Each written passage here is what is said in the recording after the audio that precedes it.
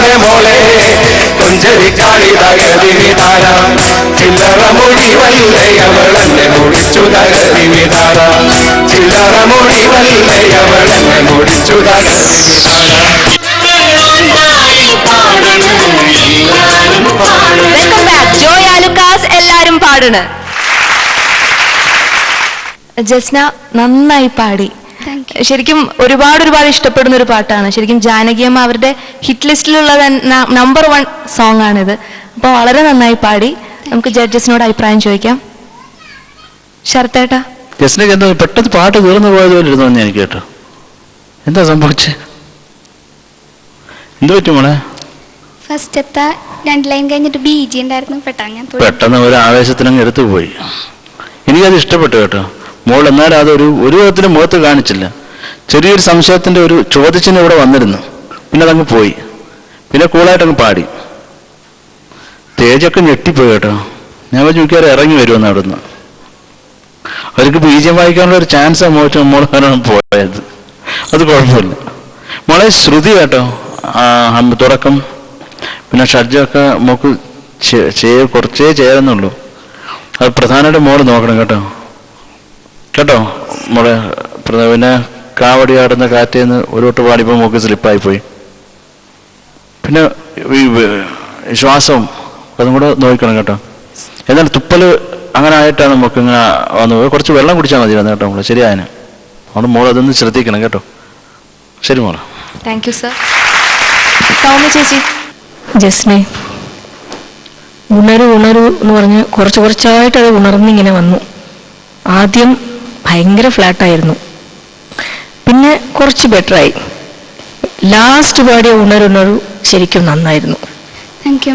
അതാണ് ഉണരു ആ നോട്ട് അപ്പോഴാണ് എത്തിയത്. അതുവരെ ഓ ഗോഡ്, അത് ഉണരു അതുമല്ല, അതിൻ്റെ രണ്ടത്തിൻ്റെ ഇടയ്ക്ക് എന്തോ ആയിരുന്നു അത്.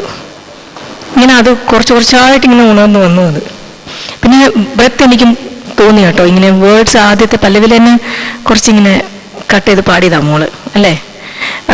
ബ്രെത്ത് കുറച്ച് സൂക്ഷിക്കാം. നല്ല വോയിസ് ആണ്, വെരി നൈസ് ക്ലിയർ വോയിസ്. ഇതൊക്കെ നല്ല പ്ലസ് പോയിന്റ് അല്ലേ. Okay, all the best. Thank you ചേച്ചി. വേണു സർ. നമ്മൾ ഇവർ രണ്ടുപേരും പറഞ്ഞ മിസ്റ്റേക്സ് മോള് കറക്റ്റ് ചെയ്യണം. നല്ല റിച്ച് വോയിസ് ആണ് മോളുടെ, മനസ്സിലായി? നല്ല വോയിസ്. ജാനകിയുടെ റേഞ്ചിലൊക്കെ പാടുക എന്ന് പറയുന്നത് ചെറിയ കാര്യമൊന്നുമല്ല. അതിൽ ഓൾമോസ്റ്റ് മോളെ കേട്ട് പഠിച്ചതിൻ്റെ പെർഫെക്ഷൻ മാക്സിമം കൊടുക്കാൻ ശ്രമിച്ചിട്ടുണ്ട്. മിസ്റ്റേക്സ് കവർ ചെയ്യണം മോളെ, അത് തീർച്ചയായിട്ടും കവർ ചെയ്യണം. കാരണം നമുക്ക് അത് മാറ്റിയെടുത്തേ പറ്റുള്ളൂ. കാരണം പുതപ്പുകൊണ്ട് മൂടാൻ പറ്റില്ല അല്ലേ. അത് പാടി തന്നെ ശരിയാക്കണം. മോൾ ആദ്യത്തെ വരികളെന്ന് പറഞ്ഞ ഞങ്ങള് കരിക്കൊടി തണലത്ത് കാറ്റിന്റെ കിളിപ്പെണ്ണ്. കാറ്റിലെ കിളിപ്പെണ്ണ് പെണ്ണല്ല, പെണ്ണിൻ. കാറ്റിലെ കിളിപ്പെണ്ണ്. പെണ്ണിൻ കവിത കേട്ടു. പെണ്ണിൻ കവിത കേട്ടുണരുന്നു. പ്രാക്ടീസ് ചെയ്യാൻ മോളെ, പ്രാക്ടീസ് ചെയ്ത് നന്നാക്കണം. ഇത് നല്ല പാട്ടാണ്, നല്ല മലയാളത്തിലെ ഏറ്റവും നല്ല പാട്ടുള്ളൊന്നാണ്. അപ്പോൾ അത് മോള് പാടി, ഇത്രയും പാടി. അപ്പൊ അതുപോലെ പാടി അതിനെക്കാട്ടും മോള് പാടാൻ പറ്റും ശ്രമിച്ചാൽ അല്ലേ. ഈ കൊച്ചു പ്രായമല്ലേ, പ്രാക്ടീസ് ചെയ്യാൻ മോളെ. എപ്പോഴും ഇവർ പറഞ്ഞു തരുന്ന പോയിന്റ്സ് എന്ന് വളരെ ഇമ്പോർട്ടൻ്റ് ആണ്. നമ്മുടെ ഒരു പാട്ടുകാരി എന്നുള്ള അവസ്ഥയിൽ ഇത്രയും അറിവുള്ളവർ പറഞ്ഞു തരുമ്പോൾ അത് മനസ്സിലാക്കി പ്രാക്ടീസ് ചെയ്യണം. തലകുലുക്കിയിട്ട് പോയാൽ പോരാ, പ്രാക്ടീസ് ചെയ്യണം, നന്നായിട്ട് പ്രാക്ടീസ് ചെയ്യണം. കുളിക്കുമ്പോഴോ പഠിത്തമില്ലായിരിക്കുന്ന സമയത്തോ ഒക്കെ അങ്ങ് അലറി വിളിക്കാൻ. നേരത്തെ ഞാൻ പറഞ്ഞാൽ അടുത്തുള്ള വീട്ടിലൂടെ കേൾക്കുന്നത് അവർ കേൾക്കണമെങ്കിൽ കേട്ടോ, ശല്യമാണെങ്കിൽ അവർ ജനലടച്ചോട്ടെ. നമ്മളങ്ങ് പാടുക, ഉറക്കെ പാടുക, കോൺഷ്യസ് ആയിരിക്കുക. നല്ല സിംഗറല്ലേ, വോയിസ് നല്ല വോയിസ് നമ്മൾ. അത് നമ്മൾ കറക്റ്റായിട്ടങ്ങ് എന്താ പറയുന്നത്, നല്ലോണം ബ്രാസ് ഇട്ട് നല്ല മിനുക്കി എടുക്കണം. ഓക്കെ, നന്നായിട്ട് പ്രാക്ടീസ് ചെയ്യാം. Thank you sir. അപ്പോൾ ജസ്ന കുറച്ചും കൂടി നന്നായി പ്രാക്ടീസ് ചെയ്ത് ജഡ്ജസ് പറഞ്ഞ പോലെ അടുത്ത പെർഫോമൻസ് നന്നാക്കാം. അപ്പോൾ നമുക്ക് മാർക്സിലേക്ക് കടക്കാം. ശരത്തേട്ടാ മോളെ പാടി ശരിയാക്കണം കേട്ടോ.